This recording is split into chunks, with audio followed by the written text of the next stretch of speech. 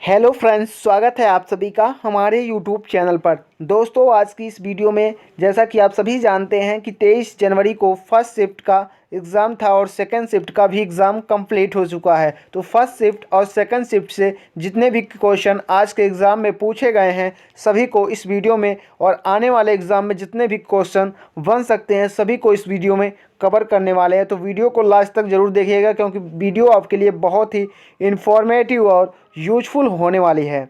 तो वीडियो की शुरुआत करते हैं बिना किसी देरी के। पहला क्वेश्चन पूछा गया था, बेंगलुरु टैक्स समिट 2022 का उद्घाटन किसने किया?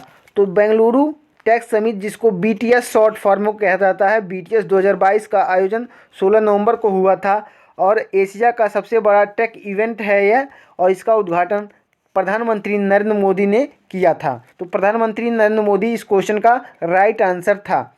अगला क्वेश्चन क्या पूछा गया था? अगला क्वेश्चन पूछा गया था, स्किल इंडिया मिशन की शुरुआत किस वर्ष हुई? तो स्किल इंडिया मिशन प्रधानमंत्री श्री नरेंद्र मोदी जी की सरकार में शुरू की गई एक योजना है। प्रधानमंत्री नरेंद्र मोदी जी ने 15 जुलाई 2015 को प्रधानमंत्री कौशल विकास योजना की शुरुआत की और आज पूरे देश में स्किल इंडिया मिशन सरकारी योजना काम कर रही है। तो 15 जुलाई 2015 इसका राइट आंसर था। यह भी पूछा गया था और इसका उद्घाटन किया था नरेंद्र मोदी ने। इसे प्रधानमंत्री कौशल विकास योजना का नाम भी दिया जाता है।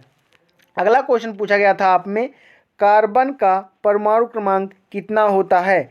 पृथ्वी पर पाए जाने वाले तत्वों में कार्बन का प्रमुख एवं महत्वपूर्ण तत्व है। इस रासायनिक तत्व का संकेत सी होता है, यानी कि कार्बन का संकेत सी होता है, और परमाणु संख्या 6 होती है और मात्रा होती है 12 और परमाणु भार 12 होता है। लेकिन यहाँ पर याद रखिएगा, इसका परमाणु क्रमांक होता है 12। तो 12 आपका राइट आंसर था इस क्वेश्चन में। अगला क्वेश्चन क्या पूछा गया था? अगला क्वेश्चन पूछा गया था आप में, मौर्य काल में सिक्के को क्या कहा जाता है? तो मौर्य काल में मुख्य रूप से चांदी के सिक्के को फण कहा जाता था। तो आपका राइट आंसर था पण। पर आपका इस क्वेश्चन का राइट आंसर था। अगला क्वेश्चन पूछा गया था, दीपक कर्माकर का संबंध किस खेल से है?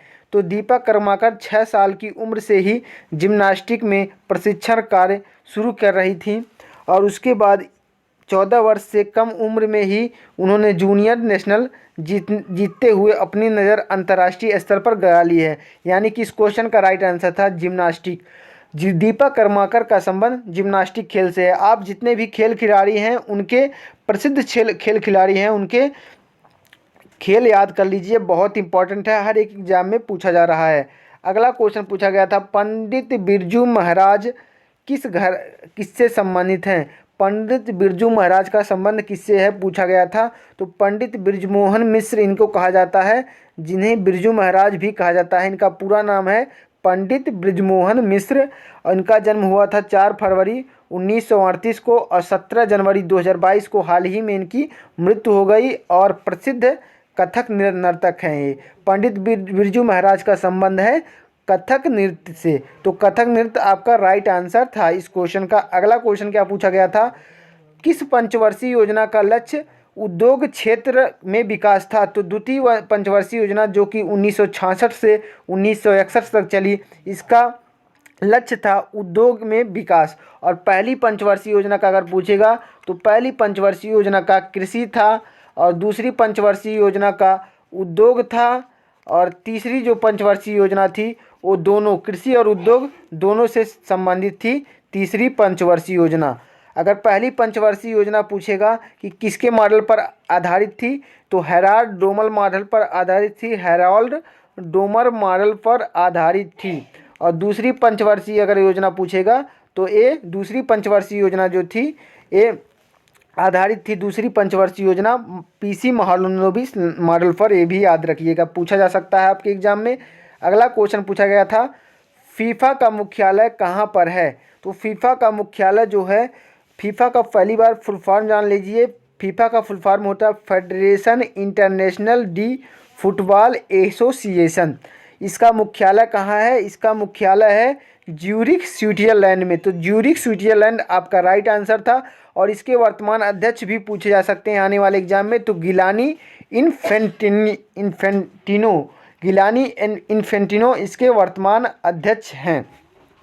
अगला क्वेश्चन क्या पूछा गया था, अगला क्वेश्चन देख लीजिए। अगला क्वेश्चन पूछा गया था 9 2 11 होना मुहावरे का सही अर्थ क्या होगा, तो भाग जाना इसका सही अर्थ होगा। अगला क्वेश्चन क्या पूछा गया था, केरल का सबसे ऊंचा जलप्रपात क्या है, तो मीनमुट्टी जलप्रपात आपका राइट आंसर था। मीनमुट्टी जलप्रपात केरल राज्य का जलप्रपात है। यह जलप्रपात केरला में स्थित है, इसकी ऊंचाई 980 फीट है। तो मीनमुट्टी जलप्रपात आपका राइट आंसर था। अगला क्वेश्चन पूछा गया था प्रधानमंत्री कौशल विकास योजना कब शुरू की गई थी, तो 2015 आपका राइट आंसर था। अगला क्वेश्चन क्या पूछा गया था, अगला क्वेश्चन पूछा गया था आपका टूर गया उत्सव कितने दिन मनाया जाता है, तो जो भी ऑप्शन में था उस ऑप्शन के रिगार्डिंग इसका क्वेश्चन का आंसर था, लेकिन यह भी क्वेश्चन में आपके पूछा गया था। अब आगे देख लीजिए 23 जनवरी सेकंड शिफ्ट में जो भी क्वेश्चन पूछे गए हैं हमें मिल पाए हैं, सभी क्वेश्चन इस वीडियो में रिव्यू करेंगे। तो देखिए पहला क्वेश्चन पूछा गया था गोवा का लोक नृत्य निम्न में से कौन सा है, तो इनमें से कोई नृत्य दिया था। देखिए गोवा का नृत्य सभी हमने नोट करके लाया है। तो गोवा का नृत्य होता है दक्षिणी, फुगदी, शिगमो, घोड़े और जगोर, गोफ और तोन्या मेल, ये सभी गोवा के नृत्य हैं। अगला क्वेश्चन क्या पूछा गया था, अगला क्वेश्चन पूछा गया था टोक्यो में मीराबाई चानू ने कौन सा मेडल मिला है, तो टोक्यो ओलंपिक 2021 में मीराबाई चानू को कौन सा मेडल मिला है, तो टोक्यो ओलंपिक में मीराबाई चानू को रजत पदक मिला है। इन्होंने 49 किलो वर्ग में गोल्ड मेडल कॉमनवेल्थ गेम में हासिल किया है। अभी हाल ही में ये भी पूछा जा सकता है, कॉमनवेल्थ गेम में 49 किलो में गोल्ड मेडल हासिल किया गया है, लेकिन इस क्वेश्चन का जो राइट आंसर था रजत पदक था, टोक्यो ओलंपिक में मिला है। अगला क्वेश्चन क्या पूछा गया है, अगला क्वेश्चन पूछा गया है ICC cricketer of the year 2018 किसे चुना गया है, और ये वनडे में पूछा गया था, वनडे में पूछा गया था, तो इसका राइट आंसर था रोहित शर्मा। भारतीय ओपनर रोहित शर्मा पहली बार one day cricketer of the year बने हैं 2018 में, रोहित शर्मा इसका राइट आंसर था। अगला क्वेश्चन पूछा गया था आपके एग्जाम में महाराष्ट्र के वर्तमान मुख्यमंत्री कौन है, तो महाराष्ट्र के वर्तमान मुख्यमंत्री हैं एकनाथ शिंदे। एकनाथ शिंदे आपका इस क्वेश्चन का राइट आंसर था। अगला क्वेश्चन क्या पूछा गया था, अगला क्वेश्चन पूछा गया था आपके एग्जाम में भारतनाट्यम नृत्य के रचयिता कौन हैं, तो तमिलनाडु के देवदासियों के द्वारा यह नृत्य होता है।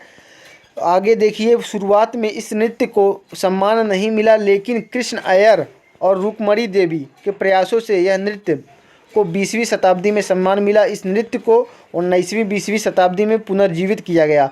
तो आपका राइट आंसर था कृष्ण अय्यर और रुक्मणी देवी। कृष्ण अय्यर और रुक्मणी देवी आपका राइट आंसर था। अगला क्वेश्चन पूछा गया था पृथ्वी का द्रव्यमान कितना होता है, तो पृथ्वी का द्रव्यमान होता है 3.972 इंटू लगभग में 24 किलोग्राम इतना होता है पृथ्वी का द्रव्यमान।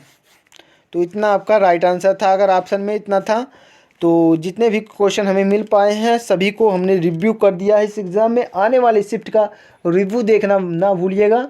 मिलते हैं नेक्स्ट रिव्यू में, तब तक के लिए जय हिंद, जय भारत, वंदे मातरम।